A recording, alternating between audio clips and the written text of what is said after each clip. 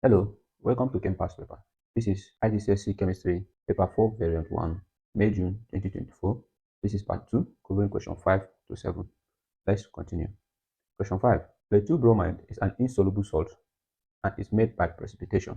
Name two aqueous solutions that produce a precipitate of lead-2 bromide when they are mixed. So from the name, lead-2 bromide, you should know that one of the salts will be a salt of lead and the second one will be that of bromide. What lead salt that is soluble that we can mix with a salt of a bromide that is soluble salt will give us lead-2 bromide. So the answer is lead-2 nitrate because all the salts of nitrate are soluble. So lead-2 nitrate is the first salt. Then the second salt can be either sodium bromide, potassium bromide, or ammonium bromide. Any of the salts of that bromide can produce lead-2 bromide when mixed with lead-2 nitrate because they are all soluble salts of bromide. Next question. Describe how to produce a pure sample of lead-2 bromide from the mixture of aqueous solution in this question. So how do we produce a pure sample of lead-2 bromide? Now to get the pure sample, all we do is to filter. That's the first thing. So you filter the mixture so that your lead-2 bromide, which is insoluble, will remain as the residue. And then we wash with distilled water and then dry. So these are the steps you take to obtain pure sample of lead-2 bromide from the mixture of the aqueous solutions. Write an ionic half equation. Write an ionic equation for the precipitation reaction which produces lead-2 bromide. Include state symbols. And for this one, instead of following through the long process of writing ionic equation, you can just write it in what I call the reverse method. That is by writing the product first, since we have already been given the product, which is lead-2 bromide. And look at the formula here. So first of all, write the product. And the lead-2 bromide is insoluble. That means it's a solid. So the state is going to be solid. The next is draw our arrow. So we are going backward. That's what I call the reverse method. Now from the product, what is the metal and what is the non-metal? So we have our lead and 2 bromine. Next is to write their charge because it is an ionic equation. So from the name lead-2, that means the oxidation state of the lead is 2. So we are going to write the charge as the oxidation state is 2 plus, and then this an ionic compound. So if the lead is positively charged, that means the bromine is going to be negatively charged, and bromine is in group 7. So the oxidation state is going to be -1.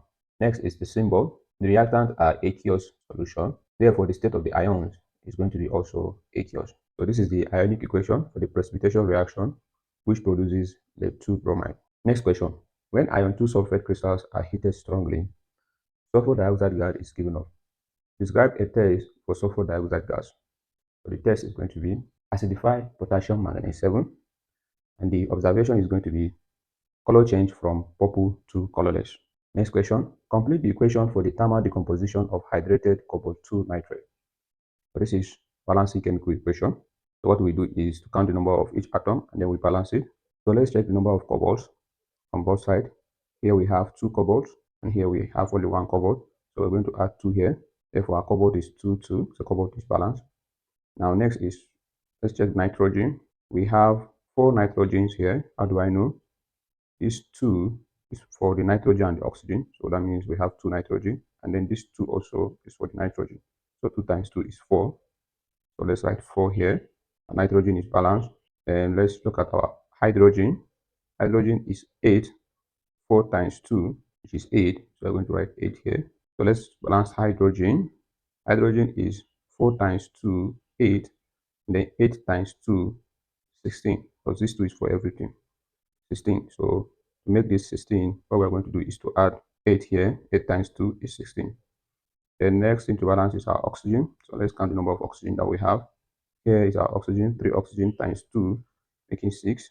Then 6 times 2 here, because this 2 is for everything, is 12.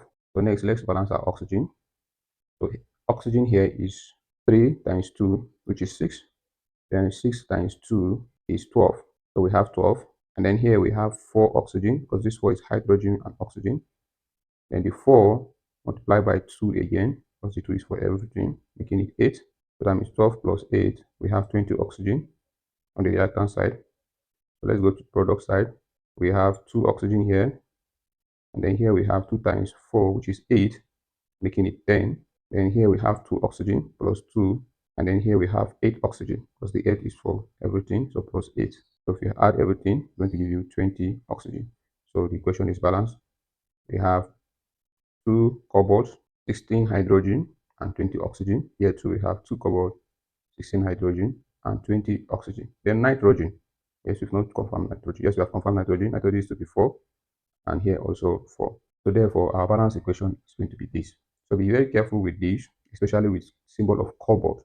This oxygen is part of the symbol of cobalt, so don't count it as one of the number of oxygen. So you have to be mindful of that. Next question. Hydrated cobalt 2 sulfate, this is the formula, produces water when it is heated. We have the equation of the reaction.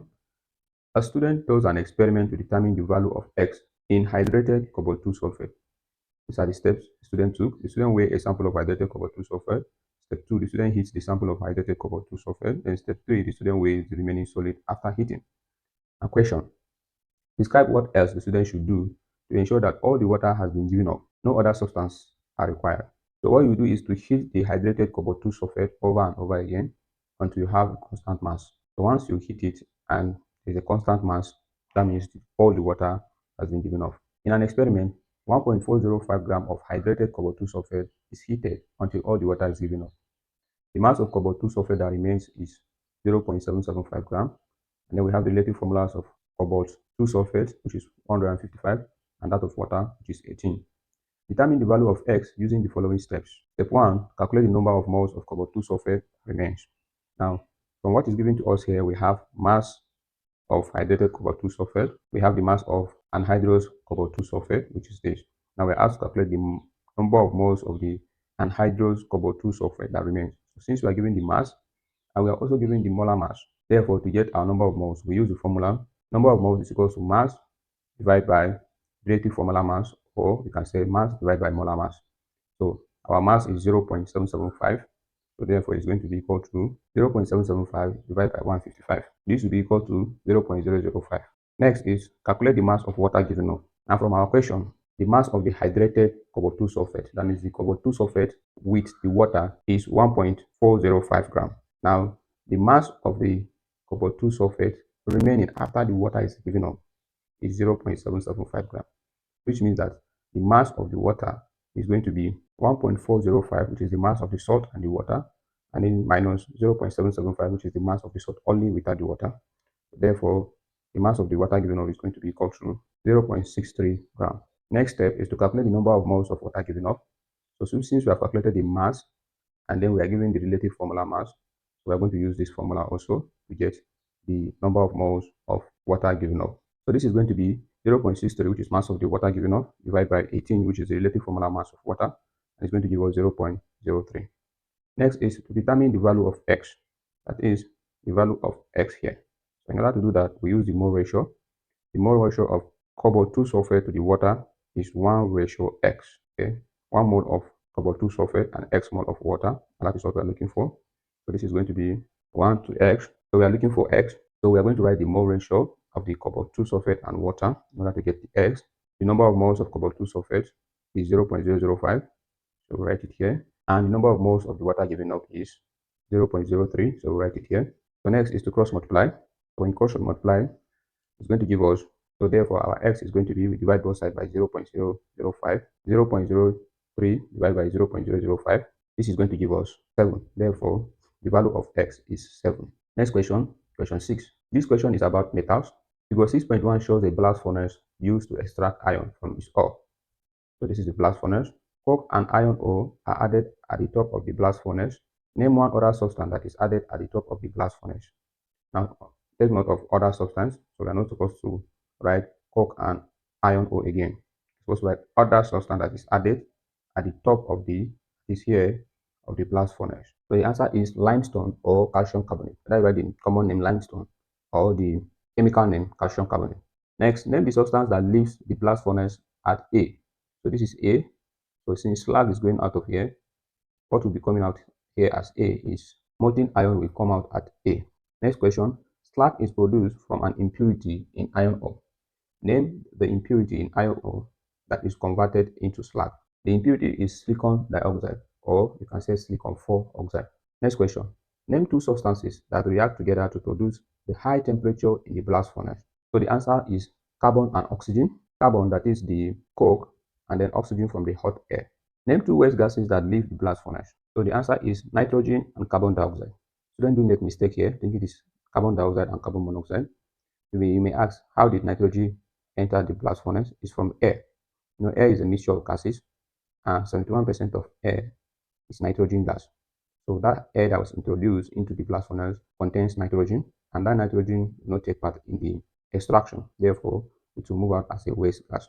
So nitrogen and carbon dioxide, or you can write argon and carbon dioxide because argon is also part of air. Next question, zinc is produced from zinc oxide in a furnace. The zinc is produced as a gas. It then forms molten zinc. Suggest why the zinc produced inside the furnace is a gas. The simple reason is because temperature is above the boiling point. So therefore, the zinc produced inside the furnace is going to be a gas. Next question, state the name of the physical change that occurs when gaseous zinc is converted into molten zinc. The answer is condensation. Next question, zinc is used to coat iron to prevent rusting. Name the process used to cut iron with zinc as a method of rust prevention. The answer is galvanizing. Next question. When the zinc coating is scratched, the iron underneath does not rust. Explain why the iron underneath the zinc does not rust. The reason is because zinc is more reactive than iron, and so it will oxidize first. And that's the essence why it's used to prevent iron from rusting. Next question. Zinc oxide neutralizes both acid and bases. State the general name given to oxides that neutralize both acids and bases. So the answer is amphoteric oxide. Amphoteric oxide neutralizes both acids and bases. Next question, when zinc oxide neutralizes aqueous sodium hydroxide, sodium zincate is formed. The formula of the zincate ion is this. Deduce the formula of sodium zincate. So this is easy. So we have our sodium, you write the formula of sodium, which is Na, and since it is group 1, the charge is going to be plus, which is the same thing as 1 plus, and this is the zincate ion. So what we'll do is to exchange the oxidation state. So for sodium is going to be 1, and then for zincate it's going to be 2. So 1 comes to zincate, and then 2 goes to sodium. So therefore the formula is going to be Na, the 2, and then so it's 1. There's no need of putting this in bracket and write 1. Just leave it like that. So this is the formula of sodium zincate. Name the zinc compound that forms when zinc oxide neutralizes dilute sulfuric acid. The compound formed is going to be zinc sulfate. How do we know that? From the acid, sulfuric acid. Salts of sulfuric acid are called sulfates, just like salts of hydrochloric acid are chloride, nitric acid, and nitrate. So this is zinc sulfate. Last question, question 7. Many organic compounds contain carbon and hydrogen only. Organic compound A has the following composition by mass: carbon 82.76%, hydrogen 17.24%. Calculate the empirical formula of compound A. Now to calculate the empirical formula, first we write our carbon and hydrogen with their percentages. So carbon and hydrogen. Next is to divide the percentage with the relative atomic mass of carbon and hydrogen. Relative atomic mass of carbon is 12 and hydrogen is 1. So therefore it's going to be 82.76 divided by 12 is 6.9, and then 17.24 divided by 1 is 17.24. Next is to divide both by the smallest number, and here the smallest number is 6.9, so you divide through by 6.9. So it's going to be 1:2.5. Do not approximate this to 3. What you are going to do is to find a number that you multiply both 1 and 2.5, and it's going to give us, and it's going to change the 2.5 to a whole number. So if you multiply both of them by 2, 2.5 is going to become a whole number. So we say multiply by 2. So this is going to be 2 times 1 is 2, ratio 2.5 times 2 is 5. So this is how you're going to solve it. Our empirical formula is therefore going to be our carbon. The carbon is 2, so we write 2, and then hydrogen is 5, so we're going to write it there. So therefore the empirical formula is C2H5. Next question. Compound B has the empirical formula of CH2 and a relative molecular mass of 70. Determine the molecular formula of compound B. So take note, we are using this empirical formula and not this empirical formula. Students sometimes make this mistake. So we are using an entirely new compound, which is compound B. This is for compound A. So therefore, molecular formula is equal to number of moles multiplied by empirical formula. So we need to find N, which is number of moles. And we know that our number of moles is mass divided by relative formula mass. But here we are dealing with empirical formula. So it's going to be the molecular mass, that is our mass, 70, divided by the relative empirical mass. So therefore N will be equal to relative molecular mass 70 divided by, we calculate the relative empirical mass. So it's the same way we calculate relative formula mass. So what we are going to do is to add relative atomic mass of the compound in the empirical formula, so which is carbon. Relative atomic mass of carbon is 12. You can check your periodic table to always confirm. And then that of hydrogen is 1. So and we have 2 hydrogen. So it's going to be 1 times 2, which is 2. So this is going to be 70 divided by 14, which is equal to 5. So that means our n is equal to 5. So therefore, our molecular formula is going to be 5 multiplied by the empirical formula, which is CH2. So 5 multiplied by C is C5, and then 5 multiplied by H2 is H10. So the molecular formula is going to be C5H10. Next question. Figure 7.1 shows a section of polymer Q. Draw the display formula of the monomer that forms polymer Q. So the first thing you do is to identify the repeat unit, and it's very simple. Just two carbons as repeat unit. So this is one repeat unit. So next is to restore the double bond, because you know that it is formed when the double bond breaks open. So you restore the double bond. It's going to give us our monomer. So therefore, the display formula of the monomer is going to be, first of all, you throw these two carbons, both with double bond, and then next, you add the atoms on them. So we have CH3. So this is the display formula of the monomer. Please do not make mistake of writing another bond here. That will be totally wrong. Remember, your carbon can only have 4 bonds. It cannot have more than 4 bonds. So our correct answer is this. Next question. Name the monomer used to form polymer Q. So this is the monomer. So in order to name it, to make it easier, the first thing you need to do is to write it in a straight chain so that you don't get confused. 2 carbons and then the CH3 here. Then same thing for the second carbon. Okay, so this and this are the same thing. So we follow the same rule of naming hydrocarbons. We count from this side and also to this side. So we identify the parent name. So this is 1, 2, 3, 4. Since it's a 4 carbon hydrocarbon, then it's going to be a butane. But then we have to, there's a double bond. We have to indicate the position at which the double bond is. So that means it's going to be but. The double bond is, we're counting this way, is carbon number 2. Counting this way is carbon number 2. So that means it's going to be, and it's an alkene, it's a double bond. So it will end with ENE. So therefore, the name of the monomer used to form polymer Q is but2ene. Next question. Propene, which is C3H6, can be produced by heating C11H24. The product of the reaction are propene, hydrogen, and one other product in a ratio 1:1:1 or ratio. Complete the symbol equation for this reaction. So this is cracking. So what we are going to do is just like almost balancing equation. So we have C3H6. So that means we are going to do C11 minus C3, so that we know the number of carbon atoms that is going to be formed. So 3 minus 11 will be 8. This is C8. Then we do the same thing for the hydrogen. Here we have 6 hydrogen plus 2, which is 8 hydrogen. So 24 minus 8 is 16. So therefore, the formula is C8H16. This is because we said the mole ratio is 1:1:1. Okay. Next question. Carboxylic acid and esters contain carbon, hydrogen, and oxygen only. And ester X and carboxylic acid Y both contains 3 carbon atoms.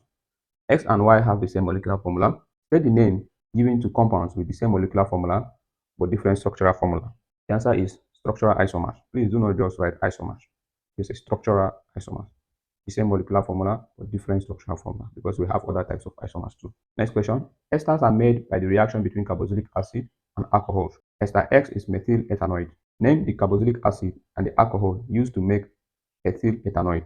So from the name, the ethanoid is the carboxylic acid and the methyl is the alcohol. That means our carboxylic acid is going to be ethanoic acid and the alcohol is going to be methanol. Draw the displayed formula of carboxylic acid Y. Name the carboxylic acid. Now the question asks us to draw the display formula of carboxylic acid Y, not the display formula of the ethanoic acid here.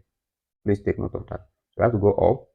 From here, we are told that a carboxylic acid Y both contains 3 carbon atoms. So that means the carboxylic acid that we're going to draw contains 3 carbon atoms. So you draw your 3 carbon atoms. So we're going to write the OOH on this carbon. Next is to balance the hydrogens. So this is the display formula, carboxylic acid Y. And we're asked to name it. So it's having 3 carbon atoms. So that means it's going to be propanoic acid. This brings us to the end of this paper, IGCSE Chemistry, paper 4, variant 1, May, June 2024. Don't forget to like, share, and subscribe.